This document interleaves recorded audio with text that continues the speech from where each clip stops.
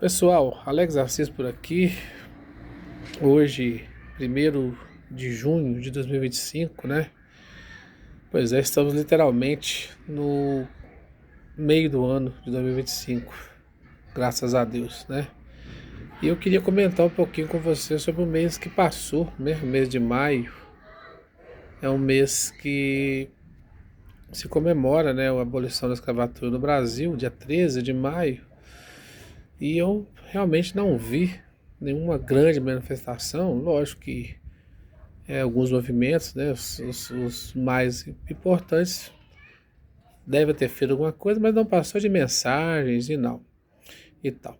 O que eu vi, né, realmente é que em Betim, por exemplo, um grupo de vereadores foi até o prefeito pedindo ao prefeito que embargasse a distribuição de alguns materiais por na capa desses materiais conter imagens da cultura afro, né, e da cultura indígena.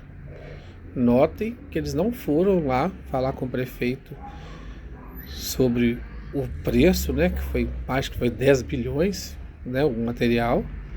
Não foi falar sobre nada que, por exemplo, fosse pornográfico, fosse, né, um material que propagasse alguma coisa, né, e tudo, algum crime, tudo não. Eles foram porque, segundo eles, as capas dos materiais tinha lá é, imagens da cultura africana e da cultura indígena. Então pra você ver, e eu percebi lá alguns pastores tal, e religiosos, e aí eu percebi o seguinte, que cada dia eles estão usando artifícios para mascarar o racismo desse e a discriminação. E em muitos casos a religião está sendo usada para mascarar o racismo, né? Porque o Brasil é um estado laico e a cultura africana, né? Ela já é muito mais antiga até que o próprio cristianismo. Se você avaliar, se você for estudar. E a cultura africana, ela não mudou no decorrer desses séculos em que ela existe. E se você olhar bem, a cultura cristã, ela se diversificou em várias partes, né? Era católico, depois Lutero veio, fez a reforma protestante, criou-se a religião protestante dividiu-se em mais de sei lá quantas denominações, e a cultura africana, ela sempre vai ser essa cultura africana que, que cultua e advira as suas próprias divindades. Eu não vou estender muito sobre esse assunto, mas se vocês quiserem, a gente pode gravar depois um outro vídeo falando sobre isso. O que eu quero dizer é o seguinte, é que o racismo é estruturado na sociedade e sempre ele vai estar, principalmente no Brasil, sendo mascarado de alguma forma, né? Você pode olhar, por exemplo, né? Um exemplo que eu vi esses dias é que a Ku Klux Klan lá nos Estados Unidos era formada de membros da Igreja Batista, né? Que oravam de tarde, louvavam o Senhor, batia palma, depois saía à noite para poder enforcar e queimar negros, né? O pessoal lá, né, que cometeu aquela atrocidade sobre os judeus também não eram pessoas ateias, eram todos religiosos e que tinham seus preconceitos e faziam isso até em nome da igreja, em nome de Deus, né? Então você pode ver que sempre vai ter esse racismo estruturado na sociedade, infelizmente, né? Eu estava vendo outra reportagem, né, que o cara mostrou que os desembargadores de São Paulo, lá tem não sei quantos, quase 100 desembargadores, são todos brancos. Aí você vai ver a Polícia Federal é toda branca, você vai ver os médicos dos hospitais, a maioria são brancos, os policiais hoje que estão sendo formados, a maioria são de policiais brancos. E aí você vê como a sociedade ela vai apontando para uma tendência, né?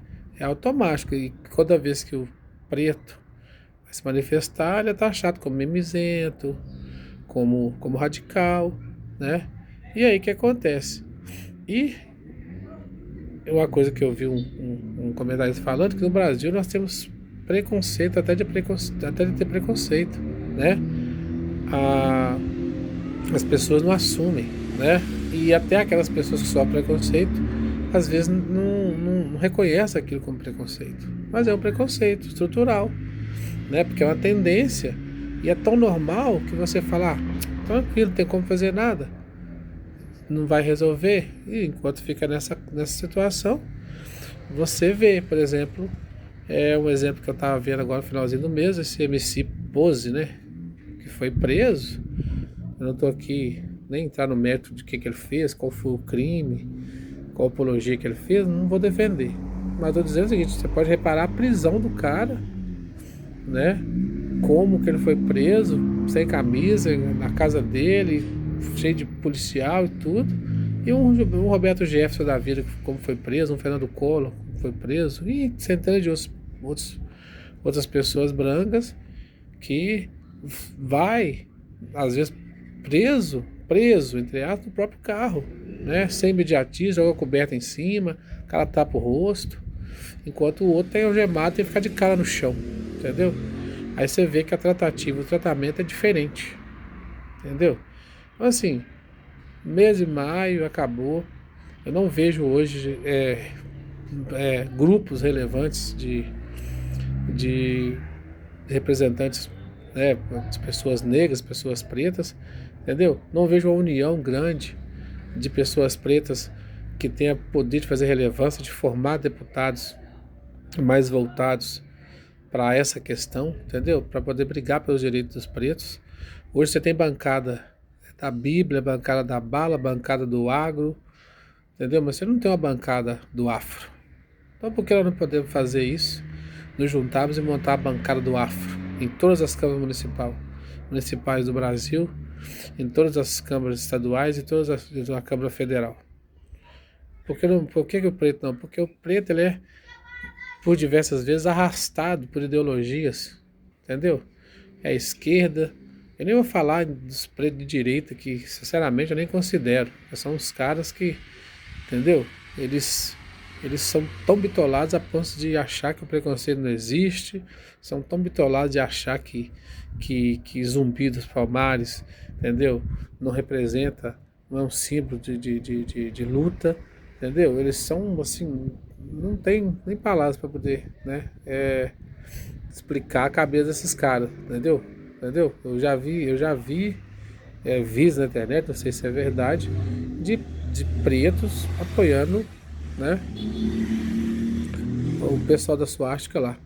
Então assim, cara, é uns caras que são, deve ser, sei lá, tem algum problema. Mas então o que acontece? Eu não vejo isso. Às vezes o que eu tô falando aqui parece uma utopia, mas eu sonho em ver uma bancada afro lá na Câmara, entendeu? Para isso, o preto tem que se juntar, tem que ter sabedoria, parar de ser levado, ser arrastado por movimentos aí puramente políticos, ideológicos, né, de brancos que depois que se elegem eles te chutam, né, aquela liderança preta para longe, porque não é interessante, só é interessante lutar pela causa enquanto dá para absorver votos daí, né? Depois não vale a pena, entendeu? Então enquanto vai acontecer isso, vão ser só tirinhas, né?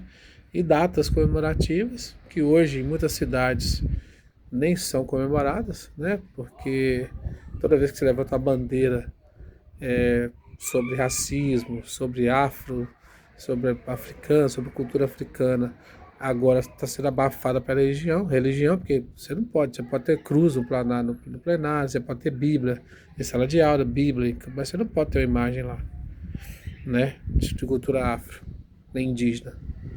Por quê? Por que não pode?